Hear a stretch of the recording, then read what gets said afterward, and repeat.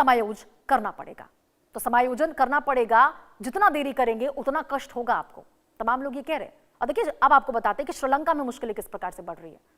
श्रीलंका देश की बात कर ले, श्रीलंका इस समय गंभीर तेल संकट का सामना कर रहा है और जिसकी वजह से मिडिल ईस्ट में, और वो वजह है मिडिल ईस्ट में चल रहा युद्ध और ग्लोबल सप्लाई में भारी गिरावट। इसका सीधा असर आम जनता और सरकार दोनों पर पड़ रहा है। तेल संकट की वजह से यहां बुधवार को पब्लिक हॉलिडे अनिवार्य कर दिया गया है। इतनी संकट है, पेट्रोल डीजल खरीदने की 15 लीटर की साप्ताहिक सीमा तय कर दी गई है। क्यूआर आधारित ईंधन पास प्रणाली बनाई गई है जिससे ज्यादा तेल कोई ना खरीद सके। इस तरह से अब देखिए यहां पे रूल्स रेगुलेशन बन रहे हैं। और देखिए श्रीलंका में क्या क्या मुश्किलें बढ़ी है वो भी आपको बताते हैं। पेट्रोल डीजल की भारी कमी देखने को मिल रही है, लंबी लाइनें हैं लोगों की, सीमित वितरण हो रहा है, सार्वजनिक परिवहन भी प्रभावित हो चुकी है। एक हफ्ते में 2 बार पेट्रोल की कीमतें बढ़ी है, केवल एक हफ्ते में, और लगभग 25% तक महंगाई बढ़ी है। स्कूल ऑफिस बंद हो गए हैं या सीमित कर दिए गए हैं। ट्रेनों और बसों की सेवाएं कम की गई है, कामकाज और इंडस्ट्री धीमी हो चुकी है। सरकार ने तेल बचत की कोशिश शुरू की है, गाड़ियों को नंबर के हिसाब से पेट्रोल मिल रहा है। क्यूआर कोड, फ्यूल पास सिस्टम वहां पे लागू हुआ है और इस सिस्टम के तहत ही अब लोगों को वहां पे पेट्रोल डीजल मिलेगा। स्थिति बता रहे हैं आपको श्रीलंका की।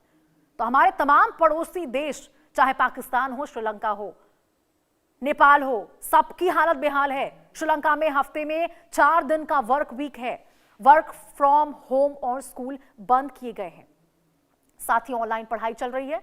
सरकार ने गैर जरूरी यात्रा कम करने की अपील की है लोगों से।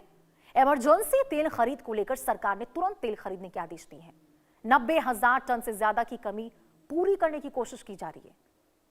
सरकार कीमतें बढ़ाकर खपत जो है उसको कम करने की कोशिश कर रही है। श्रीलंका भारत यूएई के साथ ऊर्जा हब बनाने की योजना पर काम कर रहा है। और देखिए कुल मिलाकर जो स्थिति है वो दर्शा रही है कि दयनीय है, लगातार दयनीय स्थिति यहां पे बनी हुई है।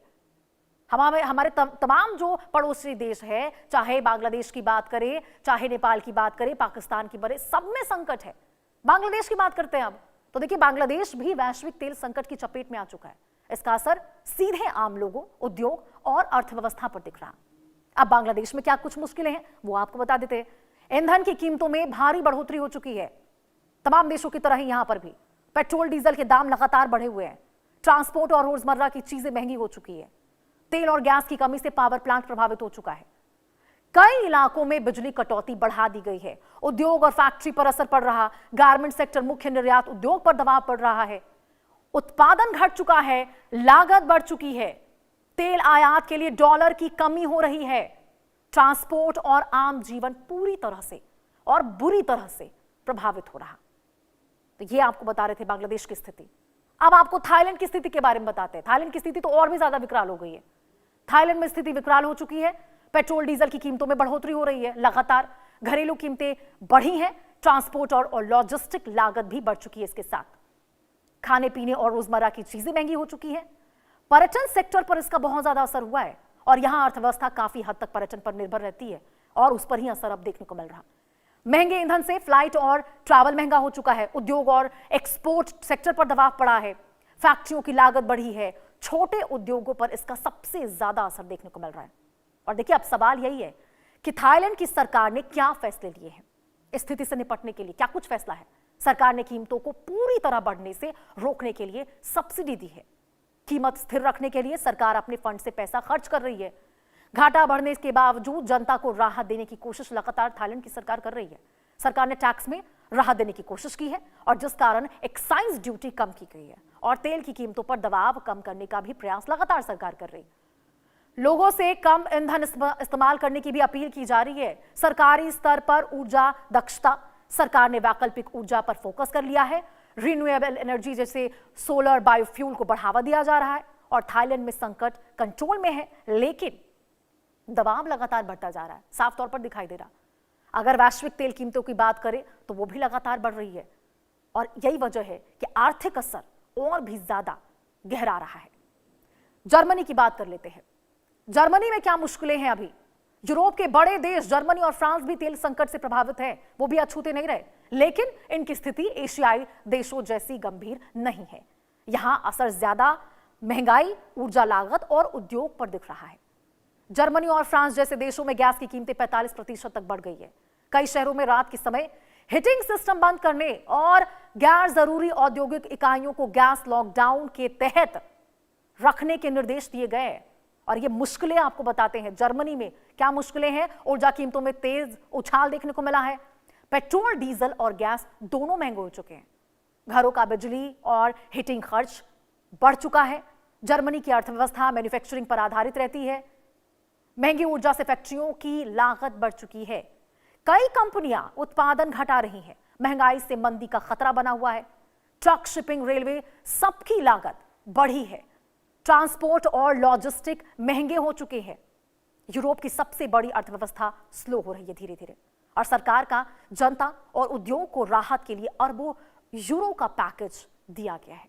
तो देखिए सरकार लगातार काम कर रही है। अब आपको बताते हैं फ्रांस की मुश्किलें किस तरह से बढ़ी है, क्या मुश्किलें हैं उसके सामने।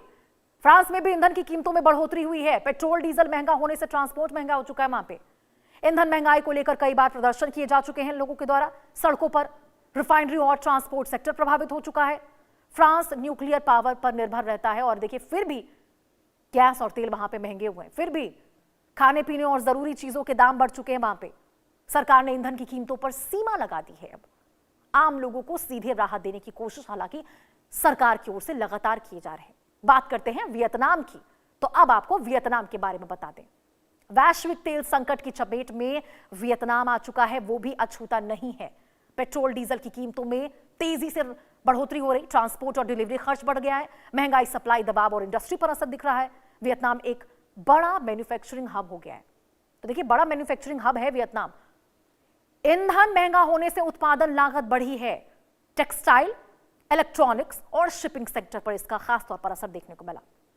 डीजल महंगा हो चुका है और उसके महंगे होने के कारण मछुआरों और किसानों की लागत बढ़ चुकी है। समुद्री मछली पकड़ने का खर्च बढ़ चुका है। सरकार ने टैक्स और फीस में इस दौरान कटौती कर दी है, लोगों को परेशानी ना हो इसको लेकर। अब देखिए आपको बताते हैं कि किसके पास अथाह तेल इस दौरान भी है, क्योंकि कुछ देश तो ऐसे हैं जिनके पास अभी भी भंडार बहुत ज्यादा है। चीन के पास सबसे बड़ा तेल का भंडार है। आधिकारिक तौर पर भंडार के आंकड़े जारी नहीं किए गए चीन की ओर से, लेकिन यह पता चला है 2025 के अंत तक चीन के पास 113 करोड़ बैरल तेल थे। अमेरिका के पास 41.5 करोड़ बैरल तेल है और चीन के पास देखिए 113। युद्ध की वजह से कच्चे तेल के आयात को कवर किया गया है। संकट में 17.2 करोड़ बैरल तेल जारी कर रहा है। जापान के पास 254 दिनों का घरेलू खपत का भंडार है और संकट में जापान 8 करोड़ बैरल तेल जारी कर रहा है। ब्रिटेन के पास लगभग अभी भी 3.8 करोड़ बैरल कच्चा तेल है और यह रिजर्व लगभग 90 दिनों तक चल सकता है। भारत के पास कुल 74 दिनों की खपत के लिए पर्याप्त तेल अभी भी मौजूद है। तो देखिए ये तमाम देशों के बारे में आपको हमने बताया कि किन के पास अभी भी तेल का भंडार है। तो देखिए कुल मिलाकर यही समझिए कि दुनिया में तेल संकट को लेकर जो हाहाकार मचा है, इस कारण दुनिया में हर देशों में समस्या गहरा गई है। अगर युद्ध लंबा चला तो मुश्किलें और भी ज्यादा बढ़ सकती हैं। जिनके पास अथाह तेल है, समय के साथ उनको भी मुश्किलें झेलनी पड़ सकती है। और यह हम आपको इसलिए कह रहे हैं क्योंकि युद्ध रुकने का नाम नहीं ले रही है। युद्ध लगातार चल रहा है, आगे भी चलने की संभावना साफ तौर पर देखी जा सकती है। इसी के साथ समझिए.com में फिलहाल के लिए इतना ही। तमाम देश और दुनिया की बड़ी खबरों के लिए आप देखते रहिए।